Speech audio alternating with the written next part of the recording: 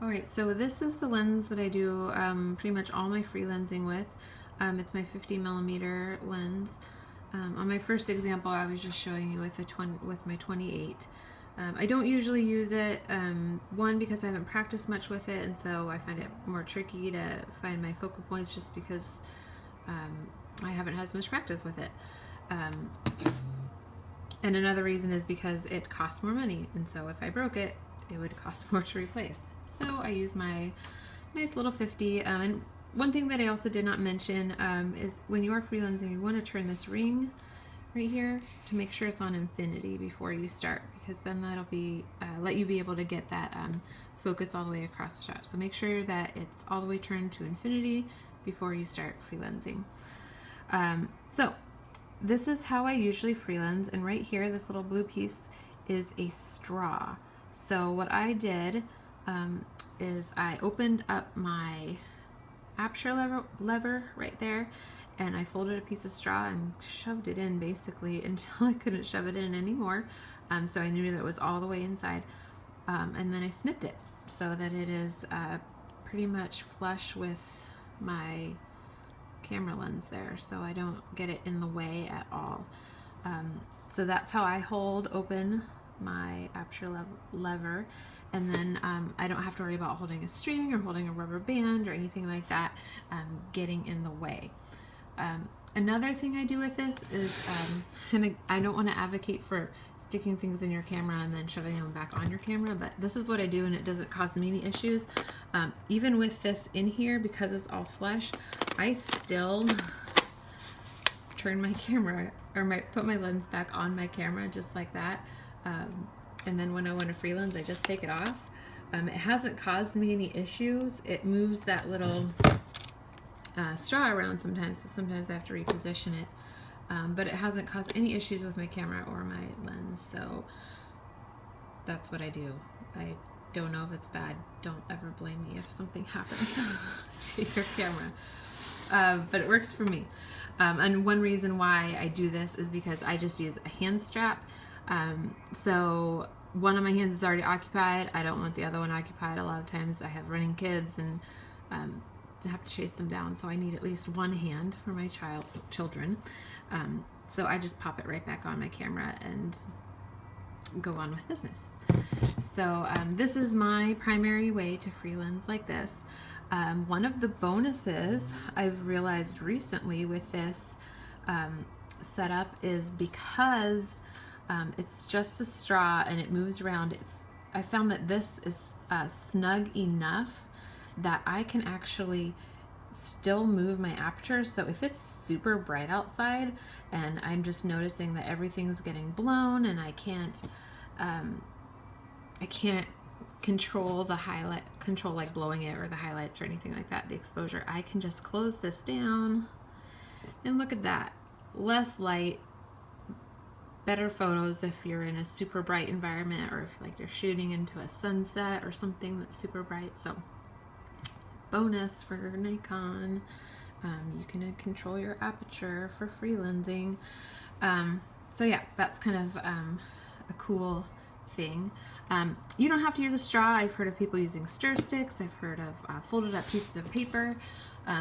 Pretty much anything that you feel comfortable that you can fold up in there that's snug enough that it'll keep this lever open. You know, but not, you know, I don't know, I've even heard of super glue. I wouldn't feel comfortable with super glue, but that's just me, because I'm afraid I would make a mess of it and get it on the lens instead. So anyways, that's just one way to proper lever open. I'm sure there's like a million ways that people do it, but that's just what I do. So I thought I'd share that since I've had questions in the past and they keep coming up. So I thought, hey, that'd be pretty cool to, maybe I'll make a blog post and share it with what I do. So there it is. If you have other lenses that are not Nikon, or that maybe are old autofocus lenses, you don't have to prop any levers open. So here's your oh gosh, a really old lens, and I can't even get this little, oh, there it is. adapter off. So this is a Helios 44 lens, and so I have this. This is essentially, people who break their lenses, this is essentially what you break it down to, so that it's just wide open and you don't have this extra casing in here. And I don't freelens with this often. If I do, I just reverse freelens with it, and the reason is because it gets down in there in my camera if I have it set. Let's see, is it already set that way? So right there it's set in, but if I want to open it all the way up, it sticks really far into the camera. And so when I take a photo like that, the mirror hits the inside, hits this right here. And that scares me. That I'm afraid of breaking my mirror or something like that, or cracking it. So that is actually the main reason why I have not broken my 50. I've considered it many times, but now that I've gotten this and I see that you know, you can get it in there too far and hit your mirror, I've decided I do not want to break my 50 because it's working quite fine. With all the casing on it, just with the lever propped open, and I don't want to get into a situation where I've created a lens that could potentially break the mirror in my camera. So that's why I don't break my 50, and I probably wouldn't be able to break it, because knowing me, I'd actually literally break it, break the glass or something, which would be not fun either. So that's what I do for freelancing, and I hope that was helpful. My biggest suggestion is just practice, practice, practice, because really it is easy. It's easy to set up, it's easy to do, just infinity, prop your lever, whether it's like this or with a string or a rubber band or whatever creative way you want to do it. Prop it open, hold it tight into the camera. I usually set it so my white dots are lined up as if I'm going to put it together. I find that it gets closer that way. And if you do it enough, you could get a good handhold on here. I've practiced enough that I have a pretty good handhold that I can kind of manage it all together. Another bonus to the 50 is that it's lighter and easier to hold. But when I'm freelancing, my lens is not coming off very far at all. It's going like this. Like, I usually have one edge pretty much always touching the camera. So, and then, yeah, just practice, practice, practice. And the more you practice, the easier it becomes to kind of know where those focal planes are and manipulate them to get the effect that you want. My favorite effect for freelancing is actually kind of this right here. It's a pretty boring picture.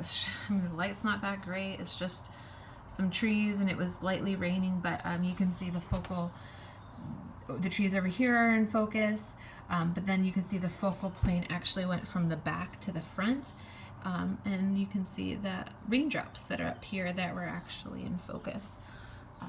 So that's my favorite, is when you can create images that have that depth of focal plane from one side to the other, or one, like from the front to the back, or back to front, or whatever, like that. So anyways, I hope that was helpful. I hope I wasn't too terrible to listen to, but yeah, happy freelancing. If you have any other questions, please send me a message or get a hold of me somehow. I'm happy to talk about it. I like to talk about it and share what I know. So and I don't know a lot, so you could just talk to me about it. I don't know that I could answer any questions, like, really, I probably couldn't, but we can talk. So anyways, I'm sounding ridiculous enough on this video. So yeah, hope that you have fun. Let me know, tag me or share with me what you freelance and how it works out for you if it's your first time and you're trying something new. I'd love to see it. I love to be inspired by everyone. So anyways, have a great day and a good weekend. It's the weekend now, but I guess you might not watch this on the weekend. So happy weekend. All right. Bye.